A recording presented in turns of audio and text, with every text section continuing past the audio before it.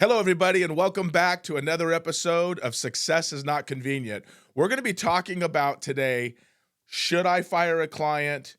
Who is a client that is just a pain that we probably shouldn't be having in our company? One of the things I think as either entrepreneur, salespeople, owners, we really serve people. And that's our job, is to go out with whatever it is that we're selling and making sure that we're causing the process of the sale to be as smooth as possible. And that, as we know, that's our job. It's always difficult to do just based on the expectation of the client. Or let's just face it, some clients are just really difficult to deal with. I think some of you guys are nodding your head going, yep, I've had some really tough ones. And you know what? Our job is to make sure that we really work on being patient and that we work on trying to see their side of it, to work on understanding that this client and the world that I lived in real estate, or live in real estate, I should say, sometimes you have that client for 30, 45 days, just deal with it for 30 to 45 days. But for others who have different kinds of businesses, have clients that are just difficult all the time, and you service them regularly. They're part of revenue into your company. And so you feel kind of stuck between, do I really want to do business to them, and do I really have to do business with them, right? My mentor has always said that you always generate new opportunities so you don't tolerate bad behavior from your clients. And I would say that this message is probably more in line with a little of that. And then also, what are you willing to put up with? And then how do you solve the issue of keeping them, making the decision to keep them, or making decision to fire them? So today's episode is firing a client. How do we do it? What's the best way for us to feel like they're not destroying our morale, our enthusiasm, our excitement for the work that we do? But how are they treating your staff? Usually a difficult client for you as a salesperson, for you as a business owner, also is pretty tough on your staff.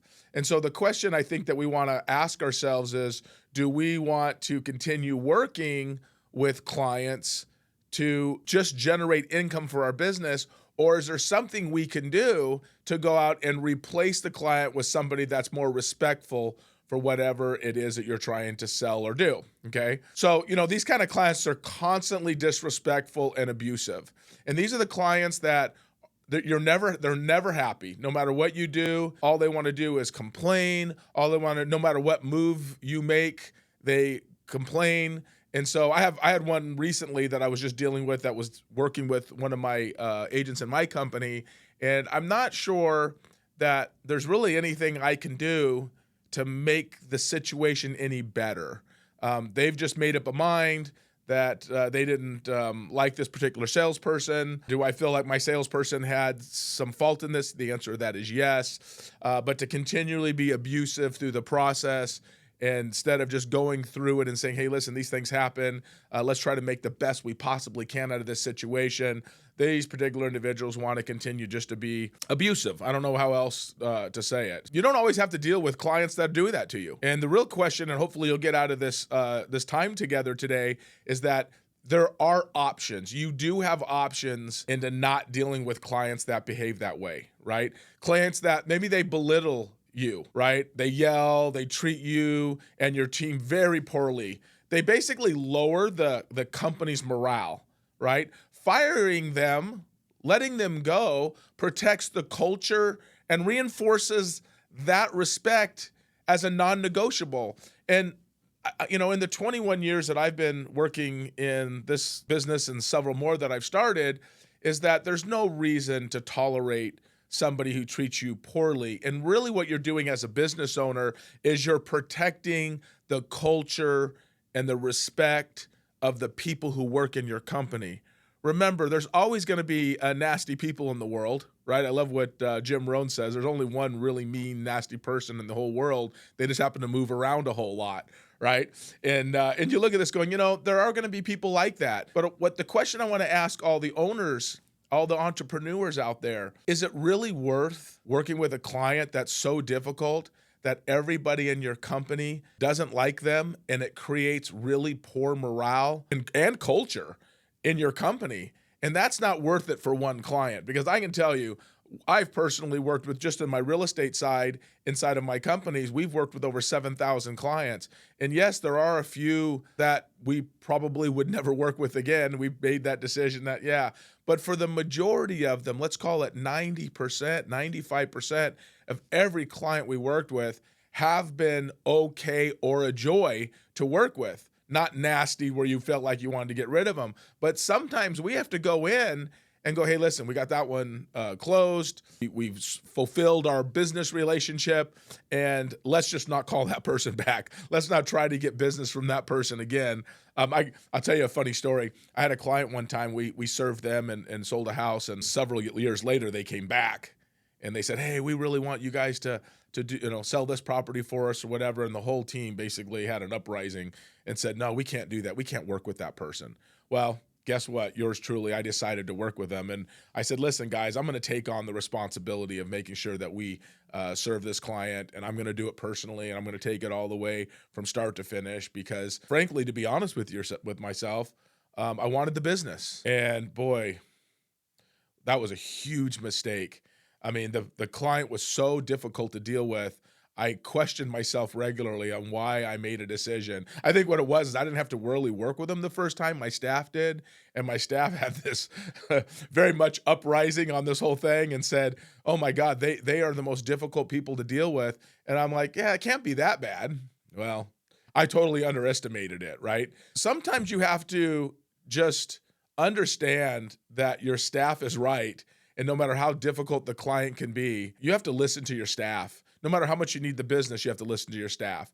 And so firing a client is hard, but you have to understand clients sometimes have very unrealistic expectations. And when a client expects 24/7 availability, instant results, and outcomes, and even outside of the reality of what your job is, no amount of effort will ever satisfy them. No matter what you do, all they do is complain. No matter what moves you make, how much apologizing you do, everything's a wrong turn in the eyes of some of these difficult clients. What do you do with them, right? Sometimes just removing them frees you to serve realistic clients who appreciate your work. And so you have these 90% of your clients who are so much fun to deal with, right, and work with and help satisfy their needs. And you got this small percentage of clients who are so challenging to work with. Do you have any of those that you're just going, wow, like absolutely, they're just really hard to deal with? I guess the question I would ask is, why do we keep them? And obviously, as a business owner, entrepreneur, salesperson, I can tell you this, I know why we keep them. The question is, what do we do about it, right? Some of you guys will go, what do we do? What do we do? What do we do? You guys all know what to do. You replace them. The challenge is we get a client who pays us some money and we figure that's a revenue source, and it's really hard to go replace a client, but yet you continually stay in an abusive relationship with your client because your client knows that you need them. Well, you only need them because you don't go out and find new business. So you should go out and find, there's 90% of the people out there that are a joy to work with. Just go find it. It's not that hard to go find it. You got a 90% chance that you're going to find another client that's an absolute joy to work with. So don't be afraid to get rid of a client who's treating you poorly. Don't be afraid of that because there are so many great clients out there for each and every one of us to get, okay? If a client keeps adding tasks outside of this agreement, right? So let's talk about this. They think you should be doing something outside of what you originally said you would do, right? And even in the world I live in, they'll say, well, why don't you do this? And why don't you do that? And why don't you do this? Like, no, that's not what we normally do to be successful. And what happens is they want all this work without adding any more compensation to the effort. So they believe that, and in the world I live in real estate, it's being a real estate agent, running a real estate company, understanding how this process works. A lot of clients want to add more tasks to the things that you normally don't do. The things that you do are successful at a high level, and yet they don't like it because they want to add things that you don't do typically because they won't do what you're asking them to do. So they've come up with other reasons to try to solve the problem other than all the expertise that you have. You guys know what I'm talking about. You do this, and this, and it causes a very high level of success. But when you're trying to do these things, you get pushback. And they're like, I don't want to do it that way. I want to do it this way. I don't want to do it that way. And it's like, okay, I get it. They want me to do this. They want me to do this. They want to do this, but they don't want to pay you any more money for it. And that is the interesting challenge, I think, right? And basically, they eat away all of your profit, and firing them and getting rid of them preserves your boundaries and the values that you've set for yourself, right? Don't forget that you can have a value proposition and a value platform, let's just say, that you stand on. If you don't have a value platform for yourself, you don't have a minimum standard for yourself, then all they're going to do is try to take advantage of you over and over and over again. And let me tell you, it's not that they don't like your service. What I find from most of the time, that when you deal with people like that, they're like that with everyone they deal with. I know somebody pretty well that no matter what happens, they're never happy with the situation. No matter what service they hire, no matter what the situation is, they're always complaining about that service. And they're always saying they should have done this and they should have done that. And why weren't they here? And why didn't they do this? And I can't believe how they did it. And when they did do it, they did a really poor job. I can't believe that they actually did it that way. And it's just complaining and complaining and complaining and complaining. God, who wants to work with somebody like that? I mean, I don't know. They're like an total energy drain, right? And some clients demand so much emotional and mental energy that they exhaust you emotionally. Even when you're profitable, you look at it and go, man, I'm not even sure it's even worth it. That one that my staff said, don't take it, don't take it, don't take it. And I'm like, yeah, I like the business. It wasn't worth it. And I think about the amount of time and energy that I spent working on this one client that I went against my staff, who I should have listened to. I went against it because I knew better. And right in the middle of it, I thought, my gosh, for all the time and effort that I'm spending on this one unhappy, unreasonable client, I could have went out and found 5 more that would have been nice and kind and easy to deal with. And what I did was I held on to this one opportunity and lost out on 5 really great people to work with. And so they ate up my time. They eat up your profitability. And so protecting your bandwidth is way more valuable in the long run. Protecting your emotional connection to your business, protecting your staff's emotional connection, protecting the cultural movement of your company, making sure that, you know how great it would be if your staff actually knew you stood up for them and said, no, I'm not allowing this person to treat anybody poorly. This is just not what I'm willing to accept. Okay. So if a client's ethic or practices are beyond you, this is a great one for me because I'm in the real estate business. And so I get to talk with clients. I wouldn't say it happens a lot, but I would say it's happened, a handful of times. Handful might be 25, 30 times out of 7,000 clients that I've heard have been around, where they want to do something that's not ethical.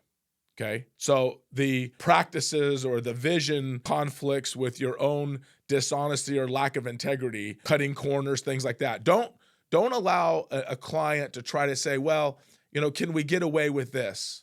Or can we get away with that? I had a client recently, one of my agents worked with a few years ago, who was dishonest about the amount of pets and some of the things that had gone in this particular house. And we sold this property, unbeknownst to us, that all of this damage had been done to the subfloor based on these pets. And so we sold the property, and the new buyers bought the home and ripped out the flooring, as a lot of people do, and went to put new flooring in. And the flooring company's like, man, we need to replace all of the support beams in the floor, in the structure of the house. Oh my gosh, it was going to cost like $80,000 to get it done. And when, of course, all this stuff went down, I'm like, they should be suing everybody for that one. That was the homeowner, the inspectors, the agents, everybody involved, because that was just unfair that there was a hidden issue that was not resolved. It's a bad image on us. It's a bad image on the inspector. It's a bad image on the homeowner, to be totally truthful with you. So don't ever if you know of anything, don't let a client talk you into doing something dishonest, right? Representing them may damage your entire reputation, and that's never worth it, right? I mean, you work hard to develop a reputation in your business, and you do not want to let some instance go by. And I can tell you probably a handful of things where people have had conversations with me. I'm like, no, you cannot get away with that. That is, and where they will want to say, like, let's just say, for example, they have an issue on their house and there's an easy fix, but it's not the right fix. And they'll go, well, can I do this? And I'm like, no, you got to do it this way legally. Well, who's going to know? Well, first of all, you're going to know. Number two, if that doesn't bother you, I'm going to know. And that does bother me. So I'm not going to allow anybody to buy a house that I feel has been wrongly shared information. That's not true. So I think that if the client wants to behave that way, that's fair. But the representative, the agent, the salesperson, the entrepreneur, the business owner, don't ever jeopardize your reputation or your integrity for somebody that doesn't have any integrity, okay? So this is really important. Do not let somebody convince you of doing something that you know is wrong. Super important. Taking more than giving. This is such a great thought, is how many of them just take and take and take. Business should be a mutually beneficial between two parties. If the client never refers or collaborates or adds value back, it just is nothing but a drain on all of your resources, right? And all they're doing is taking from you, taking from you, taking from you, but they are not long-term partners in working together.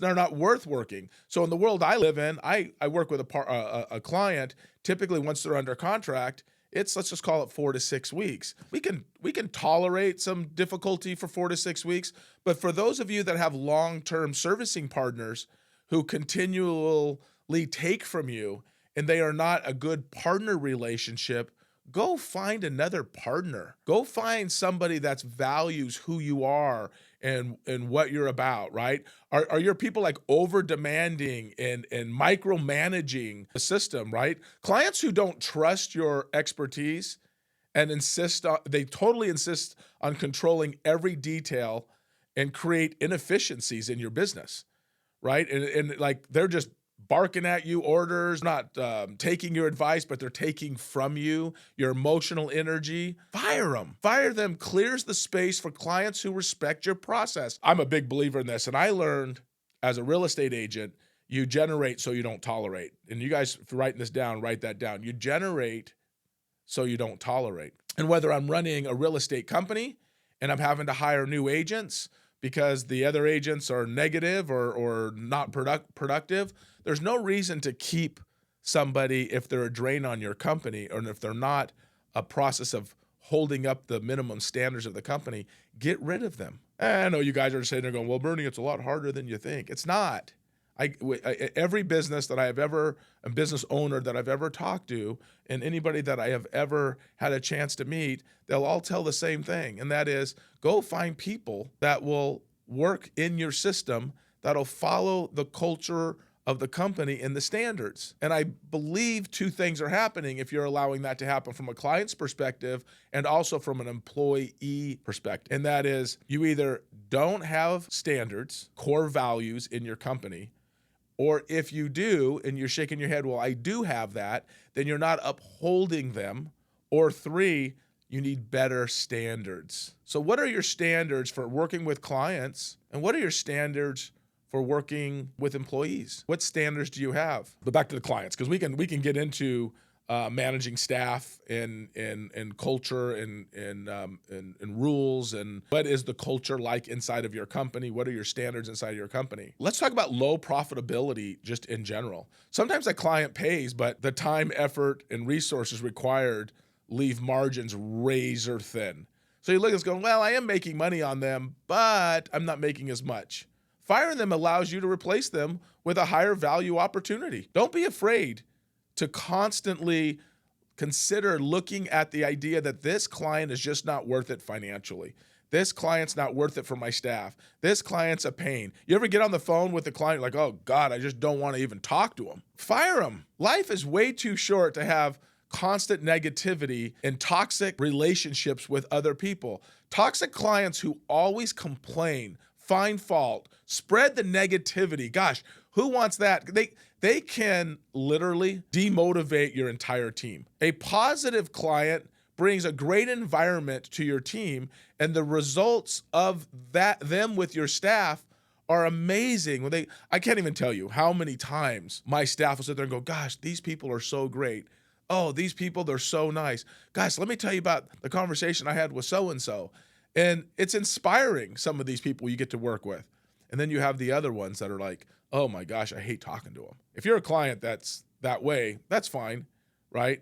But sometimes they're just no longer a fit. You work with them, they're no longer a fit. Maybe when you started out in business, you tolerated a lot more. You dealt with a lot more because you were new in the business. You're trying to figure it out. Somebody was paying you something, right? But as you grow, not every client grows with you. And I can give you some examples, but a client that was a good fit just years ago may now just be too small or too needy or maybe too much of a niche, meaning that they want you to specialize in something really unique. And you've kind of grown past that. Let's just simply, they're just not aligned with your new direction. And that's okay. But what has to happen at that point? You have to go out and find new people. If you haven't got the gist of what this is all about, it's finding new people all the time, finding new clients so you don't tolerate the negative ones, finding the clients that maybe they used to fit when you first started into your system, but today they just don't fit at all anymore. And I'll bring you this one too. This is a fun one, right? Time wasters. Clients who are perpetually late to meetings. They cancel it all the time. They never come prepared. They waste all the resources that could go towards more serious clients and time. I had a partner once, I'll just say that, who was late to meetings. And I just don't like that. I'm pretty punctual to work and pretty punctual in what I do. And I feel like time is something that's valuable for everybody, including myself. And that when I set a meeting and my partner comes to these meetings late. And this happened a couple of different times. And I finally sat down with the partner and I said, hey, listen, all of us are busy. And I scheduled this hour meeting for us to get together. And you continually 15 to 20 minutes late every single time we set the meeting. And what that does is it robs our growth. It robs your opportunity to try to learn how we can become better in our business. And then at the hour that I have to stop, I have to stop. So you just robbed 15 or 20 minutes of our growth opportunity. But even more importantly, it's disrespectful, right? I have family members who are always late, right? You got to say, hey, we're having a party at 7 o'clock, and really the party doesn't start till 8, right? But you got to tell them 7 because they're not going to show up till 8:30 anyway. It's so bad. I want you guys to think about this. It's so bad that people know you're so late all the time that they can never count on you. Holy smokes. Can you imagine someone looking at your face and saying, you know what the problem is? I can never count on you. I mean, that literally just must depress people. It should. It would depress me. If I heard somebody say, hey, I just can't count on you. Man, that would crush me. That would absolutely just make me sad. I have a friend of mine. And, he'd always try to get me to do something. And I'd cancel on him like at the last minute. And he'd make jokes about me doing that. And he's like, man, he says, no matter what I invite you to, you cancel. And I'm like, that's really bad on my part. I need to stop doing that. It's okay if we look ourselves in the mirror and go, you know what, maybe he's talking to me and how do I become better at just being a person on time? How do I fire a client that doesn't respect my time? Because if you look at this, these people who are continually late, right? It's an opportunity cost, right? Keeping and even draining opportunities with clients prevents you from pursuing better ones. Like you just sit there and go, God, why do I keep dealing with this? We're going to be like a broken record on this, but firing them opens up the capacity for clients who are more aligned and more profitable and more enjoyable to work with. See, this is the fun part about running business. I get a chance. I was talking to my wife about it over the weekend, and I was saying to her, it's interesting that we work really hard, but we're supposed to go to work and enjoy life. And sometimes you go to work and you're figuring out, man, why is it so difficult? And the question is, it's difficult because we aren't doing anything better to improve it. Here's the thought I want to leave with you guys today, if I can. It's okay to fire a client. Matter of fact, it should be one of the things on your list. If you can't work through the process and they are difficult, you should get rid of them. But the more important question is, why aren't you getting rid of them? And I thought that really lies in the real truth. And the real truth of it is if you're working with a difficult client, you're ultimately in the end going to be giving a message off to them that you're not happy talking to them, because every time you do talk to them, it's very painful. It's disturbing a little bit to talk with them. Eventually, it's going to start affecting them. And then somewhere along this line, this relationship is going to split. And it's better to be prepared now and say, I'm in control of replacing this person, because if they walk out the door and they're a serious client, then all of a sudden they have the upper hand and you're stuck because you just lost this massive account. And you should never be put in a position like that. So remember this, and I'll leave this thought. As I said earlier, you generate opportunities so you don't tolerate the bad behavior of clients who you should have fired a long time ago. Your worth, your time is so important. Your joy to come to work is so important. 85% of the people that work today in the workforce are unhappy in their job. But the question really is how can you as a company or company owner create a better culture for your group of people? Guys, I hope everybody liked this video today. Please hit the like button. We really appreciate that, and the subscribe button also, but make sure you hit the like button for us. We love bringing these to you. I love doing the research on all this stuff and really just bringing messages that helps all these entrepreneurs and business owners try to take their business to the next level. Thanks for listening. I hope everybody has a great day.